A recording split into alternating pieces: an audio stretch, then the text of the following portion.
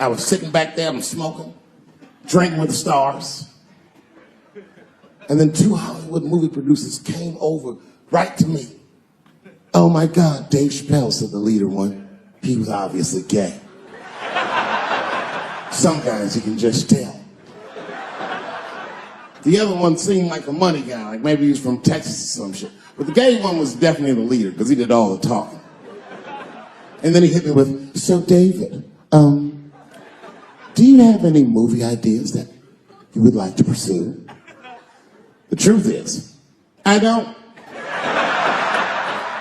But if you know the game, you're not supposed to tell motherfuckers you don't have ideas. I was like, yeah, man, I got plenty of ideas. And they called my bluff. Really? Like what? Huh?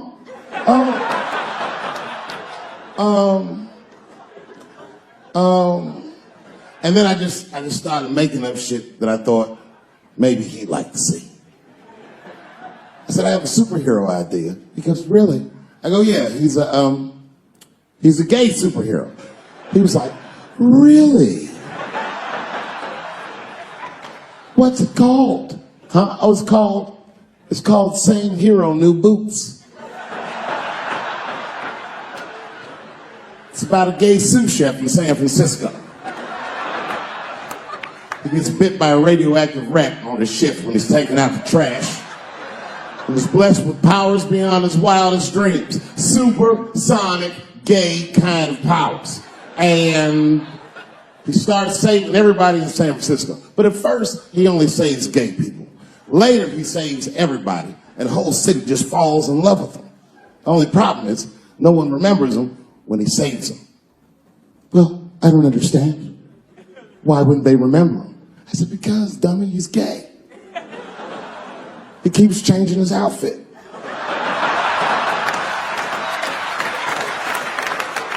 People come up, thanks for saving, mister.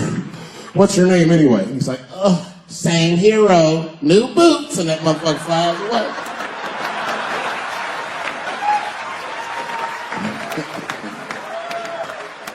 He's like, I like it a lot. The Texan didn't like that shit at all. He was upset. That's impossible, gay superhero. I said, well, I have others. I have a superhero you love because he's stronger than Superman and he fights for truth, justice, and the American way like Superman, but more than Superman. He beats up Mexicans for no reason.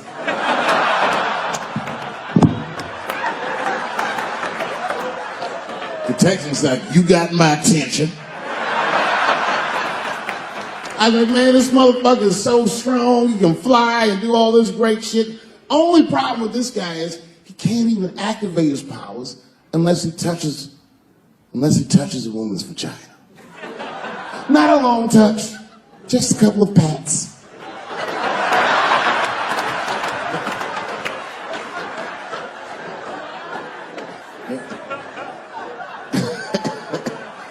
He said, well, what's the problem with that? I said, well, the problem, sir, is that our hero is not, he's not a handsome man.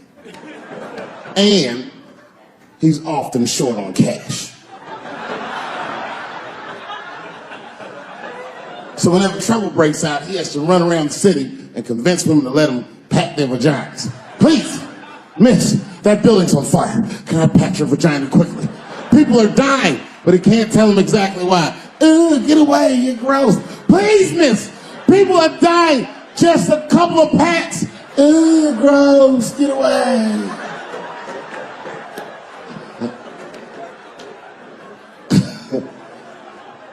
So he rapes them. I know. That's the dilemma for the audience.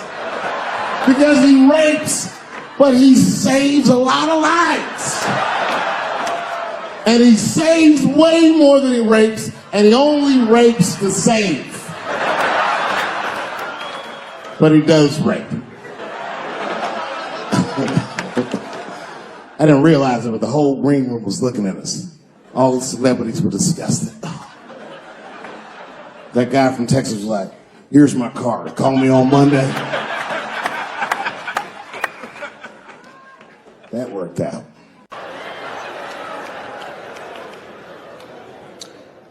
Sometimes I think that the media is hard on Trump. Because I'll see shit that they get on him about that doesn't seem bad to me. Like, a nigga got on Trump about not staying in the White House enough. Who gives a fuck? This motherfucker was rich. Used to shit in a gold toilet. It's true. I don't know if you've ever been to the White House. It looks like a very nice place to work, but I wouldn't want to live in that Scooby-Doo ass house either. That shit's terrifying looking. Imagine you trying to jerk off in the crib and Abraham Lincoln's just looking at you like...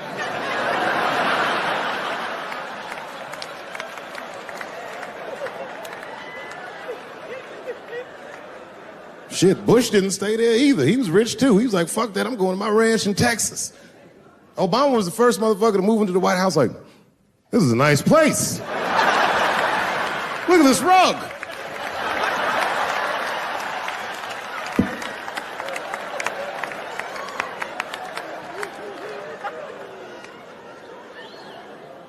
The media got on him about putting Jared Kushner in his cabinet, and I didn't think that that was the worst thing he'd done. I mean, it was still early, and I mean, it's not unprecedented. Kennedy had his brother as the attorney general, right? And this motherfucker's a Washington outsider. To be honest with you, I'd probably do the same thing. As a matter of fact, I do. You think I go to a Hollywood meeting with all them white folks by myself? I bring my nigga Mac Mittens from the streets.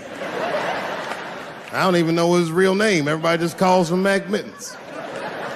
But I know he's not qualified to even listen to these meetings, but this motherfucker just makes me feel good. And all the white people look at me like, Dave, do you mind asking your friend Mac Mittens to excuse us so that we can talk business? And I say, fuck that. Anything you say to me, Mac Mittens can hear that shit. And he listened to the whole meeting. When they done talking, I just look over at Mac Mittens, and if he gives me the signal, meow, meow, I'll sign the papers. It's a gut check. Or how about this one? Remember when it was the day after the election, and the president of Taiwan called Donald Trump to congratulate him? And Donald Trump, you know, of course, took the call and talked to the president of Taiwan. Problem with that was, Taiwan doesn't have a president. The United States functions on what they call a one China policy, and Taiwan is a renegade province of said China. And Donald Trump didn't know that and picked up the phone and started yammering away, and the media ate his ass up. And I'm not gonna lie, I was laughing like shit. I was like, oh shit, this dumb motherfucker is in trouble. And then that night I was in bed drifting off to sleep, and then I had to admit it to myself. I was like, I didn't know that shit either.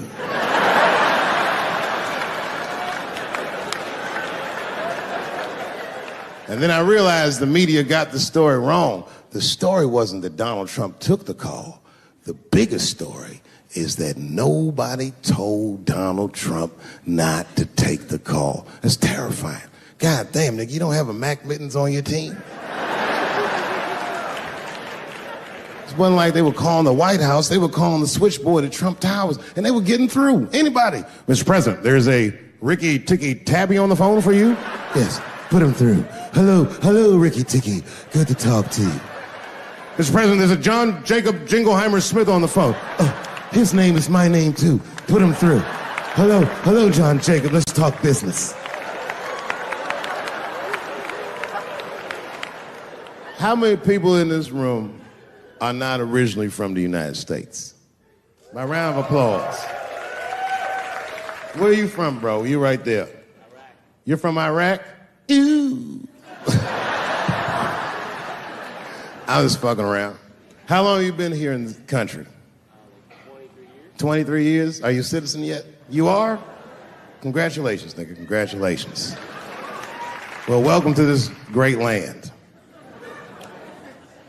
You know, I'm going to give you a history lesson, because I'm sure this wasn't on your entry exam. But every naturalized American has heard something about what I'm about to tell you. Picture it's the early 50s in the United States.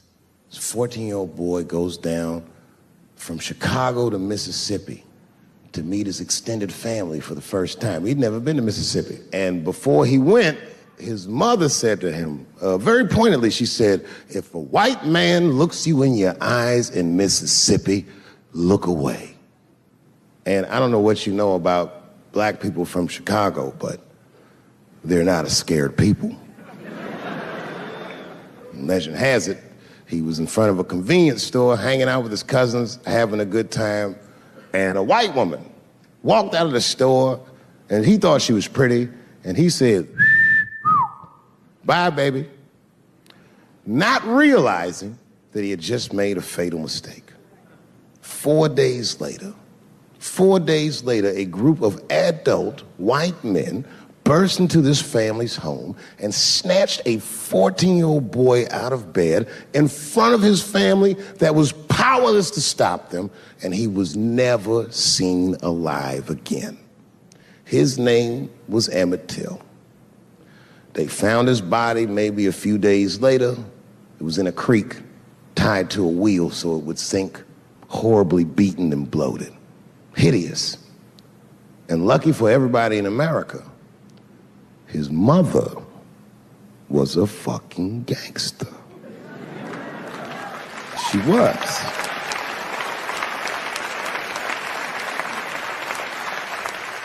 If you can imagine, in the very midst of a mother's worst nightmare, this woman had the foresight to think about everybody. She said, leave my son's casket open.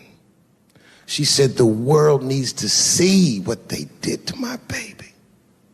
And every publication here in the United States, from Jet magazine all the way to the New York Times, had this boy's horribly bloated body on its cover.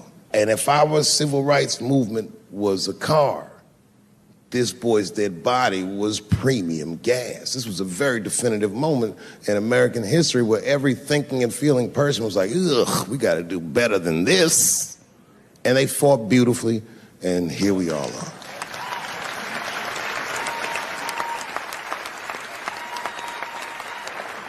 And the reason that I bring that up tonight and why it's relevant now is because less than a year ago, the woman that he allegedly whistled at admitted on her deathbed that she lied in her court testimony. And you can imagine when we read that shit, we was like, ooh, you lying ass bitch. Was furious. But that was my initial reaction. And initial reactions that we all learned as we get older are often wrong or more often incomplete. They call this phenomenon standing too close to an elephant. The analogy being that if you stand too close to an elephant, you can't see the elephant. All you see is its penis-like skin. You gotta step back and give it a better look. And on stepping back and thinking about it for a few moments, I realized that it must have been very difficult for this woman to tell a truth that heinous about herself at any point in her life, even the very end. And I was grateful that she had the courage to tell it before she left this world, because it's an important truth and we needed to know. And I said to myself, well, thank you for telling the truth, you lying ass bitch.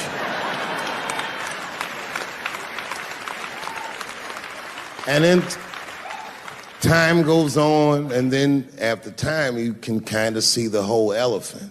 And it's humbling, because you realize that this woman lied, and that lie caused a murder. But that murder set in motion a sequence of events that made my wonderful life possible, that made this very night possible. How could this be that this lie could make the world a better place? It's maddening. And that's how I feel about this president. I feel like this motherfucker might be the lie that saves us all. Because I have never felt more American than when we all hate on this motherfucker together. Jesus Christ, it's good. And when it happens, I can see everybody that's struggling. So if I'm on stage and I tell a joke that makes you want to beat up a transgender, then you're probably a piece of shit and don't come see me anymore. Or if you don't understand that when a football player takes a knee during the national anthem, he's actually standing up for me, then you might not want to fuck with me anymore. But I swear, no matter how bad it gets, you're my countrymen, and I know for a fact that I'm determined to work shit out with y'all. And if that woman that said that heinous lie was alive today, I would thank her for lying. And then I would kick her in the pussy. Thank you very much, Washington, D.C. God bless you, and good night.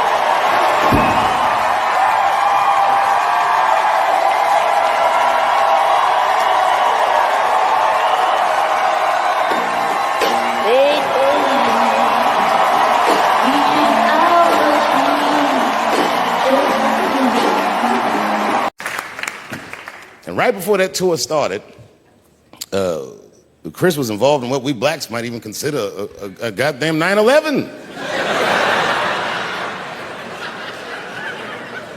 Chris got slapped in the face at the Oscars by Will Smith, which was one of the craziest things I'd ever seen. In fact, if you watch it live on television like I did, when it happened, I thought it was fake.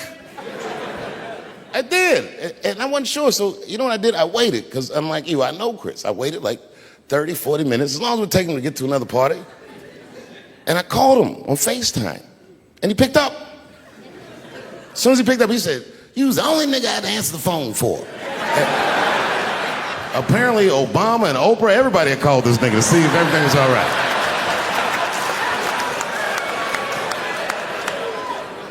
And I thought it was fake. I didn't know. So I asked him, I go, well, you know. He said, "What?" I said, "Well, did it hurt?" And he said, "Yes, nigga, it hurt." And then I knew that it was real. And then, and only then, was I offended. And I wasn't just offended that he got slapped. That was only half of it. The real offensive part was that after he slapped him, this nigga Will just sat down and enjoyed the rest of his evening. It was crazy. It was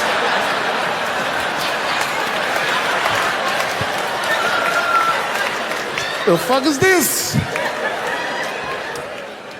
And then all year, we was touring, and I couldn't wait to see what he was going to say in his special about this slap. And I toured him all year, but the night he taped his special, Chris was one of these guys that's crafty. You never know what he's going to say until he really says it.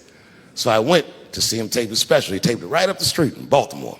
Now, you guys are from D.C., so you know about Baltimore.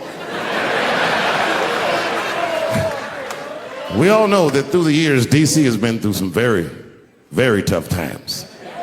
Sadly, Baltimore is still in a very tough time. Not everybody in the world really can understand the depth of Baltimore. Baltimore is so desperate that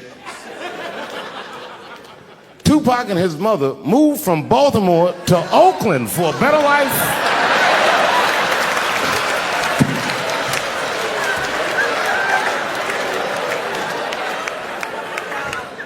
And Chris Rock went so hard in the paint, and I can't believe he did this, he shocked a Baltimore crowd. I didn't even know that was possible. I started doing comedy around here. Shocked them.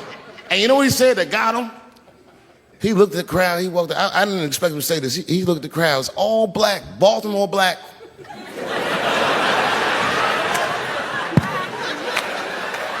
Even if you rich and black in Baltimore, you know them niggas is traumatized about something. And Chris shocked him, and this is what he said. He went to that crowd. He said, "I refuse to be a victim." And the crowd said, "Oh." And I was backstage looking like, nigga, watch the tape. Sobbing. I said, "Oh my God, what's wrong with you, bitch? Did you get attacked too?"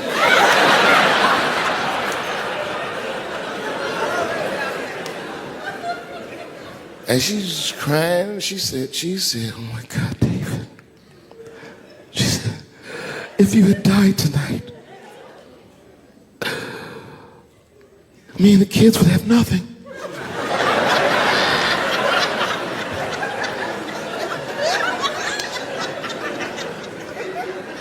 Then I knew it was serious. So I sat down on the bed next to her. And I reached in my pocket, I pulled some keys out that she had never seen before. She said, oh, what are those keys? And I gently placed them in her hands. I said, sweetheart, those are the keys to my safe deposit box. God forbid anything ever happen to me. But if it does, don't even worry about it. You and the kids have everything you need in that box. I've already taken care of it. And she was looking at them keys, and I could see her mind realize what we were actually talking about. And then she just started crying harder. And to be honest with you, that made me cry a little bit too. And we hugged each other real tight.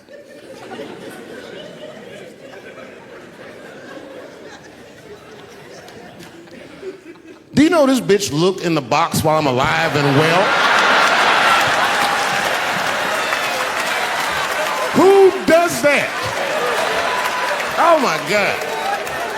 And then she was mad at me. She said, God damn it, David, I opened that box. I said, you did?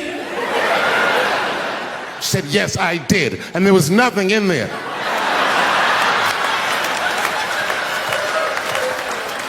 I said, nothing? Oh. She said, nothing except your stupid joke book. I said, whoosh. I said, well, sweetie, look. If you tell those jokes exactly how they're written, you and the kids should be fine. They're really good jokes.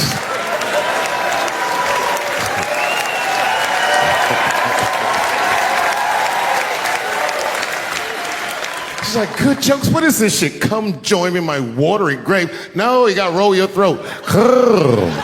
Join me in my watery grave.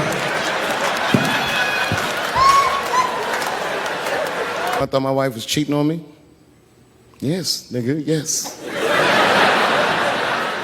That was one of the worst days of my fucking life. I couldn't take it. And I'm embarrassed about it now, but I can talk about it. You know what I did? It's fucked up, but I did do this. I waited. I waited for her to fall asleep. And when I waited a long time, she's Asian. I couldn't tell if she was asleep or not. I was looking at her.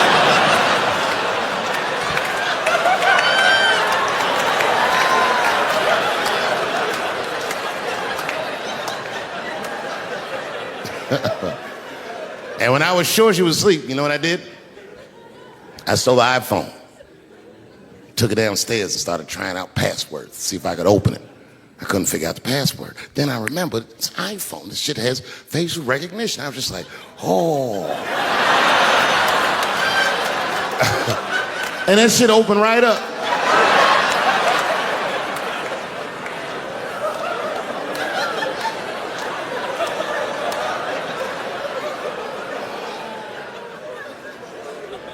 And I saw a text message in there from a fella named Earl. I don't know anybody named Earl. I woke her up out of her sleep. I said, wake the fuck up. Who the fuck is Earl? And she said, David, what are you talking about? Oh, don't you play dumb with me, bitch. I done opened your phone. Who is Earl? And she said, oh my God, David. That's gay Earl from the hair salon. I said, word, what am I, a dummy? How am I supposed to know this nigga is gay? And she was calm. She said, read his text and look at his pictures. I started reading the text.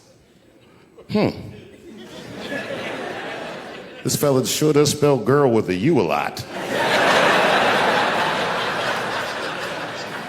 And I switched over and looked at his pictures, and I couldn't believe it. This fella looked gay and still pictures. His mouth was open in every shot.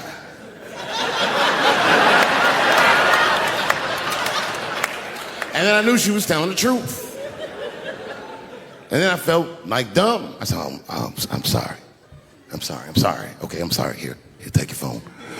I'm sorry, just go back to sleep. I am sorry. I guess I just been insecure because all this cheating I've been doing. Good night.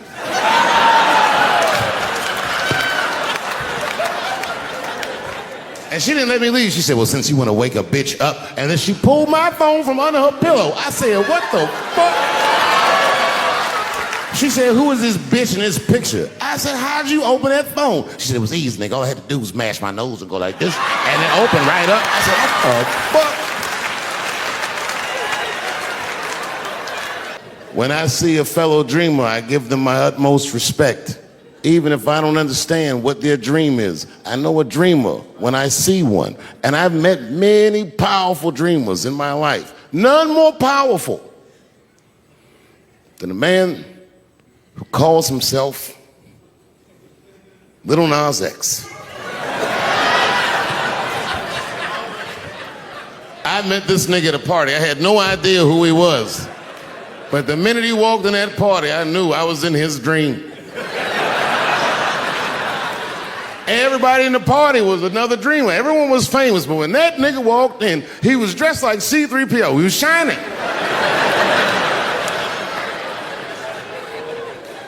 And everyone was like, oh my God, there he is. That's Lil Nas X. I didn't know who he was. And for some reason, out of all them dreamers, he walked right up to me. And he said, I tried to get you in my video. I didn't know what the fuck he was talking about. I said, what? I said, what? What video? And he just looked at me like, you know what video, and walked away. And I watched him walk away. I said, man, this nigga's having a very powerful dream.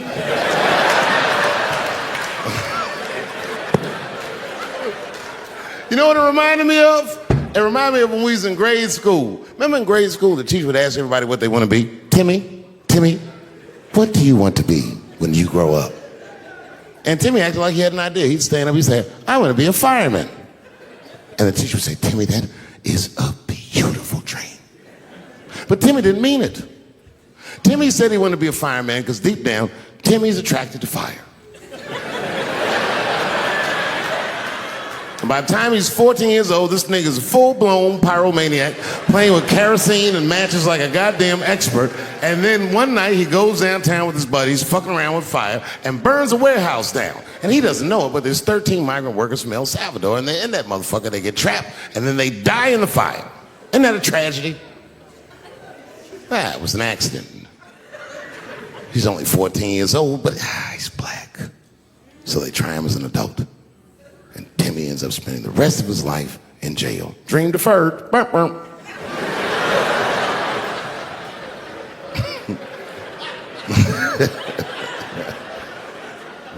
What about you, Billy? Billy, what do you want to be when you grow up? And Billy stands up and he says, I want to be president of the United States. And the teacher says, oh my God, Billy, that is a wonderful dream. And Billy means that shit. Billy does everything right. That motherfucker gets his grades up. He joins student government. He even does extracurricular activities like show choir just to make his resume look good. He's on track to be president, but junior year he wipes. When he's 16, he gets his girlfriend pregnant and has to drop out of high school to make ends meet. But lucky for him, the local Walmart's hiring. By the time he's 20 years old, this motherfucker makes assistant manager at Walmart. He's the youngest one in the district. He says, oh my God, if I can keep this up for 4 more years, I could be a manager. And if I can keep this up for 6 more years after that, I could even be a regional manager and have as many as 3 Walmarts under my control. And he's a big picture guy. He sees where this path is going. So he kills himself.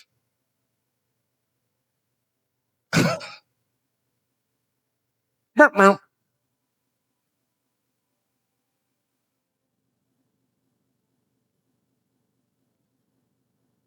what about you? What do you want to be when you grow up? I don't want to say, because I don't want the other kids to laugh at me. Who cares if they laugh? Your dream is yours. Own your dream so they can come true. Say it loud and proud. What do you want to be when you grow up? Little Nas X. That nigga stood up in front of the whole class. I want to be the gayest nigga that ever lived. I want to do a music video and slide down a stripper pole all the way to the depths of hell and suck the devil dick at 10 o'clock on BET while all the kids are awake and can see it. Shockingly, that was the only dream that worked out.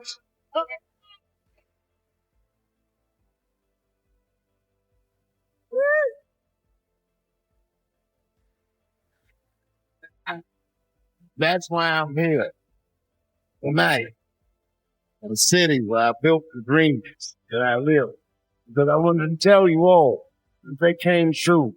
I wanted to thank you all for making the man that I am today.